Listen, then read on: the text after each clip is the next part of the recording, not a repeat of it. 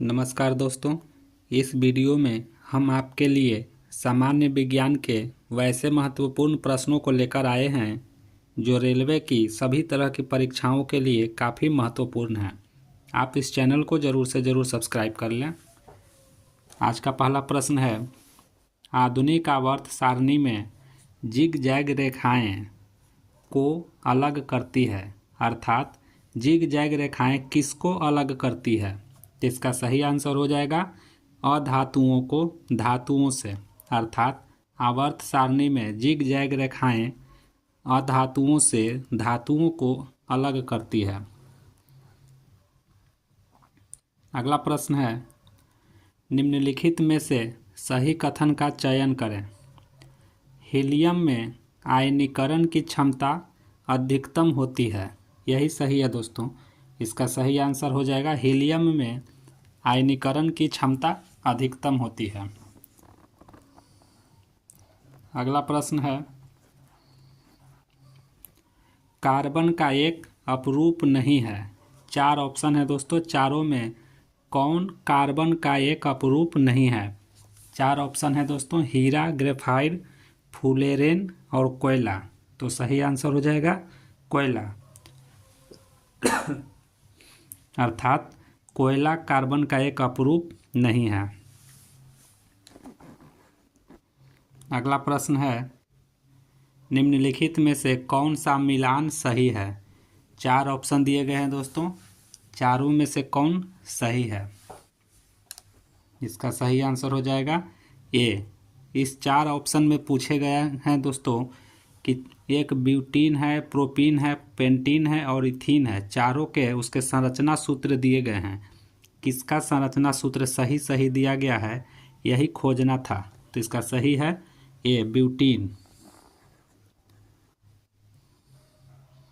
अगला प्रश्न है, इस यौगिक को कभी कभी भोजन के जल्दी पकने के लिए उसमें डाला जाता है। यह एक हल्का असंक्षारक क्षार है। नीचे दी गई अभिक्रिया इसके निर्माण की क्रिया दर्शाती है। इस यौगिक का नाम बताना है। अर्थात एक यौगिक होता है दोस्तों जो भोजन को जल्दी पकने के लिए उसमें डाला जाता है। इन्हीं को खोजना है। 4 ऑप्शन दिए गए हैं, चारों में से कौन सही है? तो इसका सही आंसर हो जाएगा दोस्तों सोडियम हाइड्रोजन कार्बोनेट। अगला प्रश्न है, एक परमाणु के किसी अन्य तत्व के परमाणु से बंधे होने पर इलेक्ट्रॉनों को अपनी ओर आकर्षित करने की सापेक्ष प्रवृत्ति को क्या कहा जाता है? तो इसे कहते हैं दोस्तों वैद्युत ऋणात्मकता। सही आंसर हो जाएगा वैद्युत ऋणात्मकता। अगला प्रश्न है, वर्ग 3 आवर्त 6 में लैंथेनम के साथ स्थित तत्वों को क्या कहा जाता है? तो इसे लैंथेनॉइड कहा जाता है दोस्तों। अगला प्रश्न है, किसी तत्व में 3 अक्ष होते हैं। किसी तत्व में 3 कक्ष होते हैं जो पूरी तरह से इलेक्ट्रॉनों से भरे होते हैं। 4 ऑप्शन है, चारों में कौन ऐसा है जिसमें 3 कक्ष होते हैं और तीनों कक्ष इलेक्ट्रॉनों से भरे होते हैं? तो इसका सही आंसर हो जाएगा आर्गन। आर्गन में 3 कक्ष होते हैं और तीनों कक्ष इसके इलेक्ट्रॉनों से भरे होते हैं।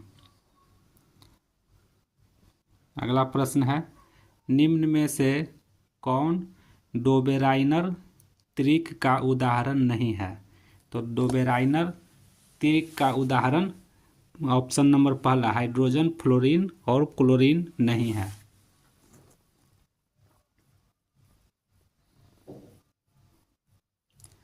अगला प्रश्न है, कठोर जल को सामान्य बनाने के लिए निम्नलिखित में से किस सोडियम यौगिक का उपयोग किया जाता है? तो कठोर जल को सामान्य बनाने के लिए सोडियम यौगिक का उपयोग किया जाता है, वह है सोडियम कार्बोनेट। सोडियम कार्बोनेट का उपयोग किया जाता है। अगला प्रश्न है, हाइड्रोजन और हीलियम को में रखा गया है, कहाँ रखा गया है, आवर्त सारणी में यह कहाँ रखा गया है? तो इसका सही आंसर हो जाएगा पहले आवर्त में। हाइड्रोजन और हीलियम को पहले आवर्त में रखा गया है। अगला प्रश्न है, मेंडलीव का नियम बताता है कि तत्वों के गुण उसके आवर्ती फलन होते हैं। मेंडलीव में बताया गया है कि परमाणु द्रव्यमान के आवर्ती फलन होते हैं। इसका सही आंसर हो जाएगा परमाणु द्रव्यमान।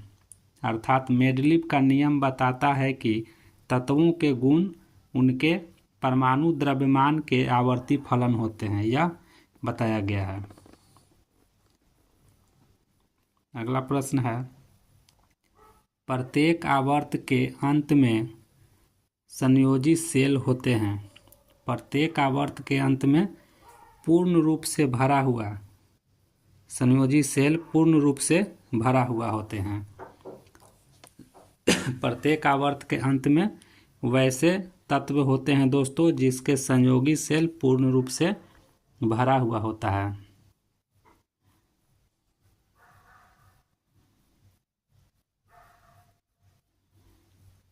अगला प्रश्न है, आधुनिक आवर्त सारणी के किस समूह में पूर्ण संयोजी कोष और रासायनिक रूप से निष्क्रिय तत्व होते हैं? तो 18वें में, 18वें समूह में ऐसा होता है दोस्तों। अगला प्रश्न है, नीचे दिए गए यूपीएससी नेमों में से जो एक अलग है उसका चयन करना है। अर्थात आईयूपीएससी नेम की बात कर रहा है दोस्तों। 4 दिए गए हैं, सभी के यहाँ आईयूपीएससी नेम दिए गए हैं, उनमें से खोजना है कि कौन गलत है। अगला प्रश्न है, निम्नलिखित में से कौन सा विद्युत का अच्छा सुचालक है? विद्युत का अच्छा सुचालक हो जाएगा ग्रेफाइट।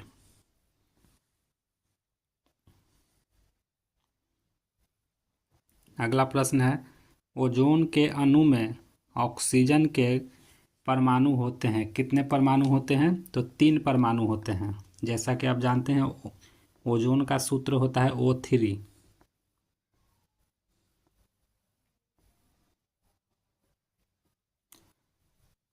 अगला प्रश्न है, निम्नलिखित में से किस गैस को अजनबी गैस के रूप में भी जाना जाता है? इसे जेनॉन को जाना जाता है। जेनॉन जो कि निष्क्रिय गैस है, इसे अजनबी गैस के रूप में भी जाना जाता है। फ्लोरीन इनमें से किसका अपरूप है? तो फ्लोरीन कार्बन का अपरूप है।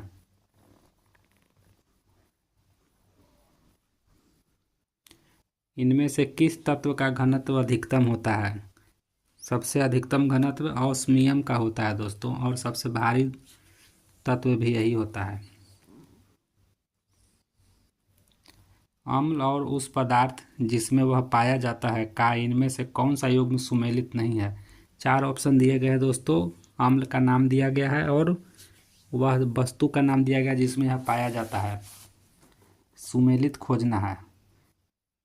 लैक्टिक अम्ल दही में सही है, ऑक्जेलिक अम्ल पालक में सही है, एसिटिक अम्ल सिरका में सही है, एस्कॉर्बिक अम्ल इमली में, यह गलत है दोस्तों।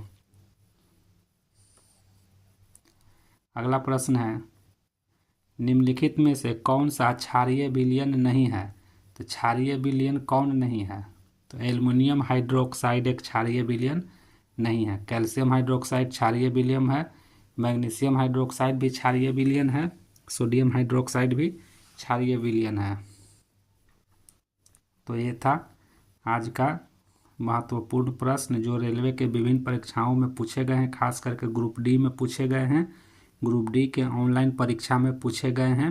अगर आप ग्रुप डी की तैयारी करते हैं तो इन प्रश्नों को ज़रूर पढ़ लें। इसी तरह के प्रश्न आपको पूछे जाते हैं रेलवे के ग्रुप डी में, इसी तरह के प्रश्न पूछे जाते हैं।